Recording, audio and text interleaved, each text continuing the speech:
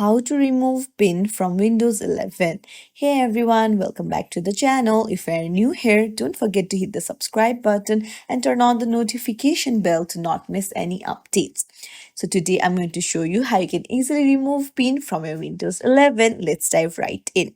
First things first, head over to your settings, go to the search bar and write in settings, open it up, and then here on the left hand side you'll find the accounts option.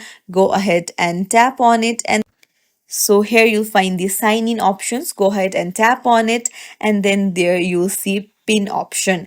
So I have not set any pin, but if you have, then it will appear here, and you'll find the remove option. You just have to tap on remove and then enter your pin and it will be removed. It's as simple as that.